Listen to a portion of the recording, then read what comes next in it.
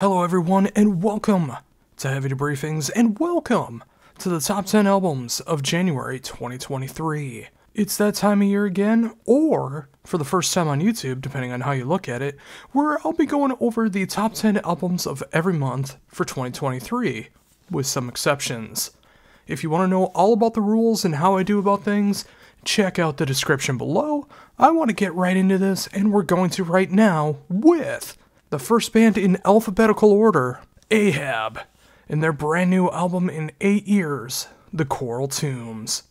Yes, this album is something that is a sight and a sound to behold. Going into the darkest depths of the ocean and being able to cover the magnificent story 20,000 Leagues Under the Sea, this feels like a perfect soundtrack to that novel, that movie, that animated show, depending on how you remember everything about it.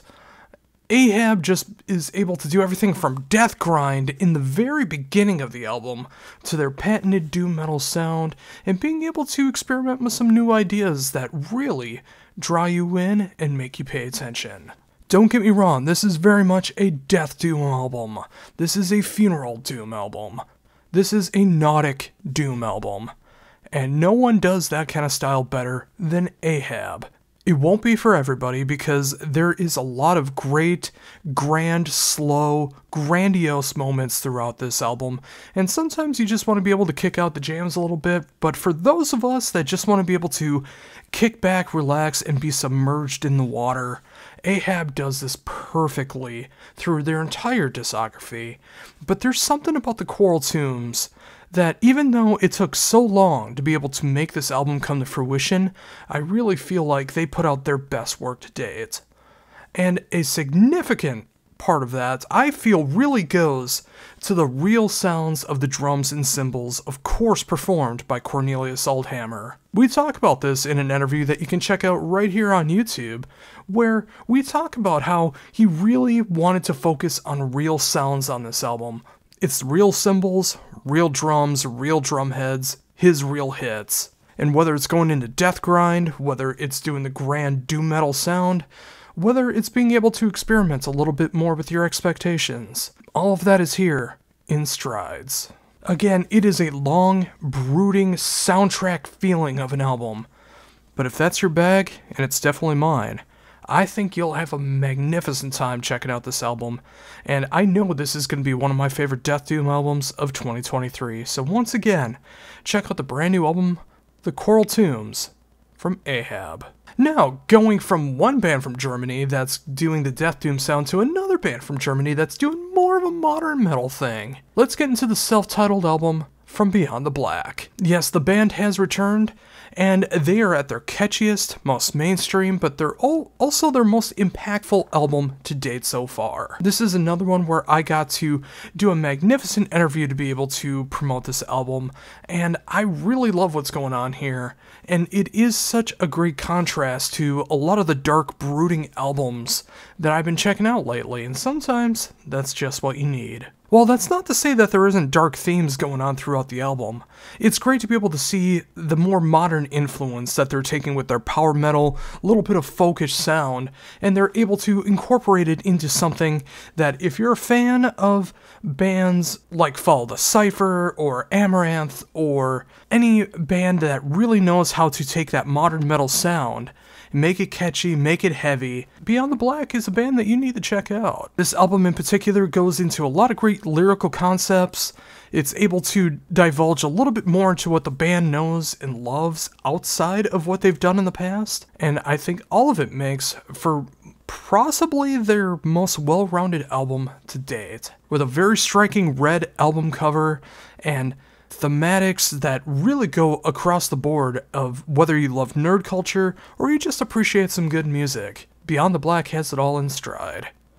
So make sure that you check out the self-titled album, From Beyond the Black. If you're checking out my list for the first time, you're really seeing how everything kind of zigzags, and even though we're only 2 albums in, we can get death doom, we can get modern metal, and now let's continue on with that darkness side and talk about some fantastic black metal from the band Imperium Decadence. Yes, this band is back with their brand new album Into Sorrow Evermore, and What a fantastic black metal album. It is so great to hear a band being able to focus so much on their production and songwriting rather than just being sloppy for the sake of being sloppy and saying it's atmospheric. The band really knows how to write a great riff. They know how to make sure that the production sounds crisp and clear, and whether you love the die-hard days of black metal or you just want something that has that raw prowess of black metal but you want better production, Imperium Decadence really knows how to do that with this album. Don't get me wrong, of course that classic black metal sound is still going on there. Blast beats aplenty, tremolo picking aplenty, screams aplenty. But of course, you are able to check out so much of what the band is really about and hear them just expand their sound enough to show that the band is evolving with every single album rather than feeling like they have to rest on their laurels.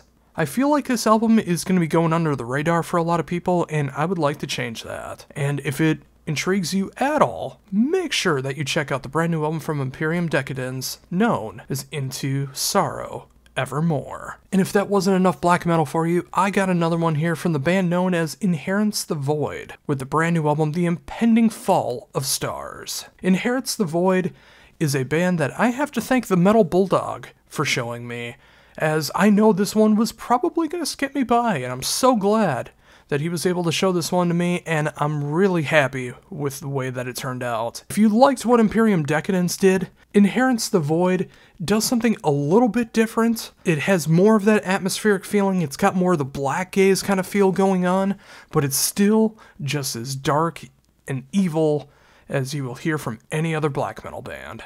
It feels like it's first wave, second wave, and current day black metal mixed into a ball with fantastic and stellar production and songwriting. Inherits the Void is just something that I feel like I really needed because it's that great melodic black metal feel. And while you can still have that evil prowess going on, it has riffs that are memorable. It has production that makes you pay attention. It has a vocal stance that makes you want to listen to it more. And I can't say enough great things about this. I think this is going to be one of my favorite black metal albums of the year. And I feel like 2023 is going to be filled with a lot of great black metal this year. Let's see if I'm right. But even if it's not, at least I got to hear some of the best in January 2023 with Inherits the Void and the brand new album, The Impending Fall of Stars. There's been a lot of Stars talk lately, and we're going to continue that on here with Catatonia and Sky Void of Stars, the brand new album from Catatonia, feeling like a natural progression but also a new chapter of the band, especially from their 2020 album City Burials, which did not get the proper promotion it deserved because of the pandemic. But I really feel with Sky Void of Stars, the band found what they were looking for in this new era of the band. They're able to incorporate electronics, but they're also able to incorporate some alternative rock moments. They're able to show off the heavy side, the progressive metal side. I mean, everything's pretty much represented here except for the first two albums, and while I never see that actually coming back, there's a little hint to it musically, with a little bit of Death Doom riffs thrown in there, but of course Jonas is not doing the style vocals. It still fits the music perfectly. It feels like a best of Catatonia with brand new material. And if I had to compare it to another Catatonia album, I'd say it's a modern day version of Last Fair Deal Gone Down. I also feel like it's a perfect starter album. If you're brand new to the band, if you've never given them a chance before, I feel like Sky Void of Stars is a fantastic album to be able to start with. It starts off nice and heavy, it gets into more kind of modern electronic feels, it goes in electronic rock, it's got everything that the band is known for, but it all fits together so perfectly well. And that's why Last Fair Deal Gone Down is my favorite Catatonia album, but Sky Void of Stars is a perfect kind of spiritual successor to that as well. And if you would like to hear more about the way that I talk about Catatonia, make sure to check out my backwards marathon on Catatonia, where I cover the entire studio LP discography. Just check it out right here on YouTube. But until then, I highly recommend checking out Sky Void of Stars by Catatonia. Following that, we're going to be going into a little bit more of experimental black metal from Minnesota's own Oak Pantheon and the brand new album, The Absence. This band has been around for a bit of time now, and I've appreciated them since they first started off, and they were a little bit more straight ahead into the atmospheric black metal route. But especially with the Absence, you can see how the band has evolved. They're very experimental on this album. It still has that great black metal charm that I love about them, that great blend of atmospheric black metal and black gaze fused together to create some fantastic black metal. But you also hear some very different moments going on here, some great left of center turns that you don't see coming the first time around. And it all fits together cohesively, which you wouldn't think so in experimental black metal, but Oak Pantheon has that musicianship, they have the production, and they have the songwriting skills to be able to make everything on every song, every single note, every single movement make sense. It's not going to be for everybody, but for those that want something like this, you are really missing out if you don't check out the new album from Oak Pantheon. And yeah, I can't say enough great things about it. The Absence is that great experimental black metal that is not over the top or too self-indulgent. It just fits the music for what they need. So again, if you need something like that, check out the brand new album from Oak Pantheon, The Absence. Or if you want something that's the exact opposite, there is the brand new album from Obituary, Dying of Everything. Of course, this is the successor to the previous self-titled album, which I still feel is the better album of the two, but that is not a knock at what Dying of Everything does. Whereas with the self-titled album, it feels like it did cover every era of Obituary to a perfect T. I feel like Obituary just focuses in on what they love most about the band. It's the most cohesive, it's the most thought out, it's the most give the fans what they want album in quite some time. With one of the final artworks of Marius Lewandowski, it is fantastic to see that his artwork is a part of Obituary, and I think it just fits perfectly for what the band is going for. And with that musically, I mean, the fact that they wrote their fastest song ever with Barely Alive, the fact that they're able to write those great slow to mid-tempo chugs that we all know and love them for, and of course that combination of the Tardy brothers, John and Donald, just fitting together so perfectly. This is an Obituary album that really will stand the test of time, and it's absolutely in the upper echelon of what the band is all about. If you want that great, straight-ahead, old-school death metal, you're not going to do much better in 2023 than with some of the legendary old-school death metal leaders known as Obituary, and of course their brand new album, Dying of Everything. And if you want the polar opposite of that, let's go into what might be the lightest album on my list with Riverside and their brand new album ID Entity, or ID Entity. I don't know which one it is, I think it's ID Entity, but let's continue on, shall we? The prog rock, prog metal masters are back, and with every single Riverside album, you're going to be getting something different. Sometimes it's a little more poppy, sometimes it's a little more electronic, sometimes it's a little more alternative rock, sometimes it's more progressive. And on this album, it focuses a lot on the modern future that we currently live in. While I'm not entirely sure if this is a concept album, I know thematically everything feels like it fits together. It really feels like kind of a more modern take on Porcupine Tree's Fear of a Blank Planet, while it has its own identity, no pun intended. And there's actually a lot of Porcupine Tree love on here. Like, I hear things from, like, Stupid Dream, I hear things from Lightbulb Sun, a little bit of In Absentia, and of course, Fear of a Blank Planet. But it has a great progressive rock feel, and it hits just the right amounts of that progressive metal as well too to really heighten the tension of the songs. For those that are looking for something in the progressive rock route that really needs to hit home with what we're currently going through and what could happen in the future, but of course, above all, just great technical, progressive, and fascinating songs. You don't get much better than this Polish progressive band with Riverside. And ID Entity, yeah, fantastic work. And it's so great that this quality of prog is still coming out in 2023. And continuing on with this complete hodgepodge of you're not going to know what to expect next, let's go into a brand new project and a spiritual successor to the band Magic Dance with a self-titled album from the Runaway Wild. Yes, John from Magic Dance has decided to put that band to rest and go back to what he started off as, a one-man project where he does everything himself, from the drum machines to the bass, guitar, synths, and of course vocals.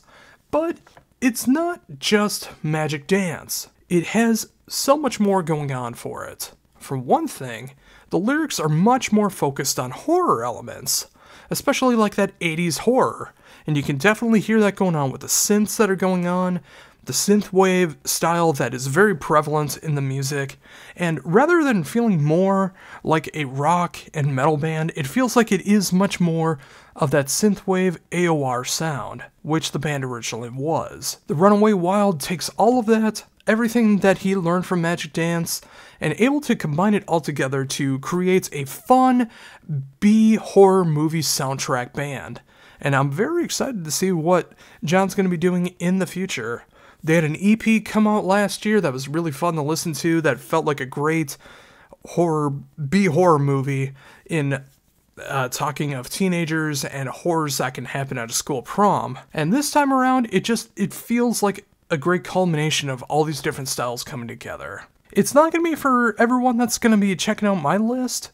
I mean, the fact that I have like death doom and black metal and upcoming power metal, the fact that I have something like this might be a complete weird jerk to you. But to me, I love being able to talk about all these different styles of music and things that mean something to me. And the Runaway Wild, what does it mean to me?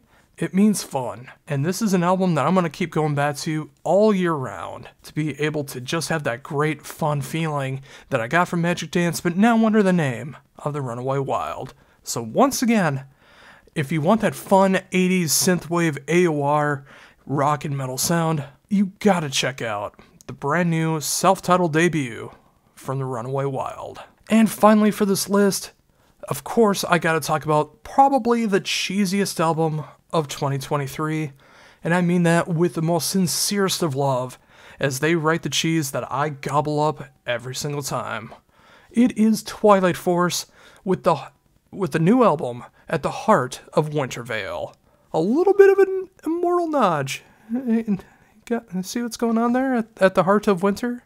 At the heart of Winter Veil? Anyways, this continues on the folklore of Twilight Force and starts to tie some of the seeds and storylines that have been shown off in previous albums together just a little bit more. And this album is just pure fun. It's cheesy as all get-go. But again, sometimes you need that. And especially when you're writing power metal, which is already stereotypical for that, Twilight Force knows who they are. They know they're a fun band. They know that they're able to write these stories that people are going to be paying attention to and have fun with. And that's why there's going to be a commendum of the whole story of Twilight Force going to be coming out this year or next. And I'm very excited to be able to check that out myself. But until then, with At the Heart of Winter Veil, you're going to be able to check out a lot of great stuff that's going on here musically. I mean, they're hitting territories that they haven't hit before, like Caribbean music, almost black metal territory, and overall, just a really fun style. I mean, they made some great videos for this album already. There's a lot of fun that's going on throughout everything. I have yet to see Twilight Force live, but I really hope I get the chance because I can tell that it would be one of the most fun shows that I could ever experience. It can be fast, it can be heavy, it can be mid-tempo, and it all feels natural. Twilight Force is just one of those great fun bands that you need to check out. And if you haven't before, this is a great album to be able to start on, and I can't recommend it more. So again, the brand new album from Twilight Force, At the Heart of Winter Veil, is available now. And, of course, I did an interview for this album as well, so, you might want to check that out as well. And there you go, folks, my top 10 albums of January 2023. And if you've never checked out one of my top 10s like this, you can see that this is a complete hodgepodge of sound. From death doom to power metal to synthwave to gothic rock and everything in between. And I thank you so much for sticking around and checking everything out. If this video does well, I'll be back doing this again with the top 10 albums of February 2023. If you'd rather see my written thoughts on these albums, make sure to go to thatdrummerguy.com where I go into a little more cohesive detail about these albums. If you want to check out the music in one nice compiled list, I have a Spotify playlist, which is also in the description below, where you can check out these songs that I handpicked and curated for this particular list and see if anything's for you. If you want to say that I'm wrong about my list, if I missed something, or if you just want to show your appreciation for hearing some music that you may not have heard yet, share it in the description or in the comments below. And of course, like or dislike, hit the notification bell, like, comment, subscribe, all of that stuff if you choose to. And until the next list, review, interview, or any other kind of video I do here on Heavy Debriefings, this is Josh Ronquist saying, see ya.